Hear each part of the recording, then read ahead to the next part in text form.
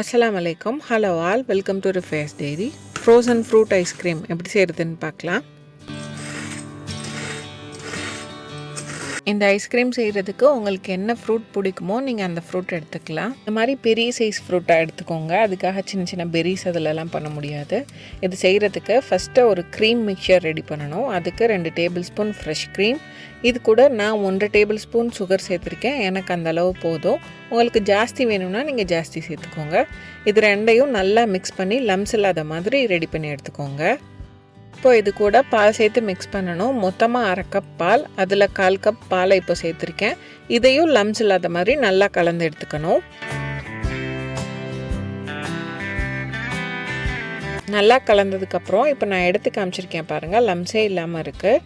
இப்போ இது கூட பேலன்ஸ் இருக்க 1/4 கப் பாலையும் சேர்த்து இது நல்லா கலந்து எடுத்துக்கணும்.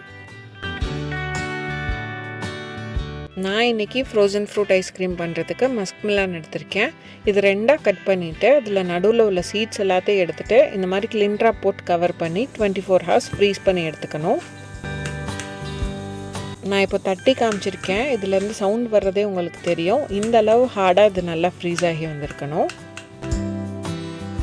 நீங்கள் இந்த மாதிரி சென்டரில் சீட்ஸ் இல்லாத ஃப்ரூட் எடுக்கிறீங்கன்னா சென்டரில் நீங்கள் ஃப்ரீஸ் பண்ணுறதுக்கு முன்னாடி அதில் இந்த மாதிரி ஒரு ஹோல் ரெடி பண்ணிவிட்டு அதுக்கப்புறமா ஃப்ரீஸ் பண்ணி எடுத்துக்கோங்க. இப்போ இதுக்குள்ளே நம்ம செஞ்சு வச்சுருக்க க்ரீம் மிக்சரை போர் பண்ணிக்கணும். இந்த க்ரீம் மிக்சர் எல்லாத்தையும் மொத்தமாக சேர்க்கணுன்னு அவசியம் இல்லை. நான் ஜஸ்ட் 3 to 4 டேபிள் ஸ்பூன் தான் சேர்த்துருக்கேன்.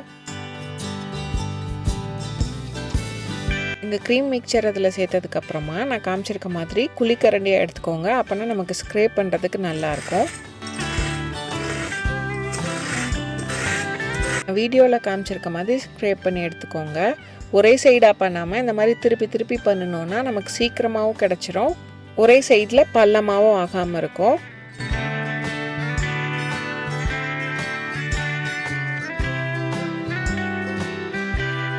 இதை ஸ்க்ரேப் பண்ணி இந்தளவு எடுக்கிறதுக்கு கொஞ்சம் டைம் எடுக்கும். ஆனால் ப்ராசஸ் நல்லா தான் இருக்கும், ஜாலியாக.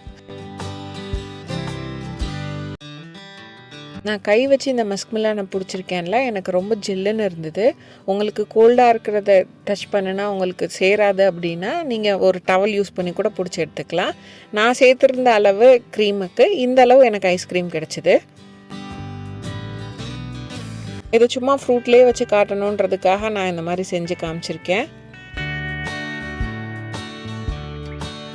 இதை ஒரு பவுலுக்கு மாற்றிட்டு நீங்கள் அப்படியே சர்வ் பண்ணிக்கலாம். ரொம்ப சில்லுன்னு இருக்கும். நீங்கள் கிட்ஸுக்கு கொடுக்குறீங்கன்னா எடுத்துகிட்டு கொஞ்சம் நேரத்துக்கு அப்புறமா கொடுங்க. நல்ல டேஸ்டியான ஹோம்மேட் ஃப்ரோசன் ஐஸ்கிரீம் ரெடி.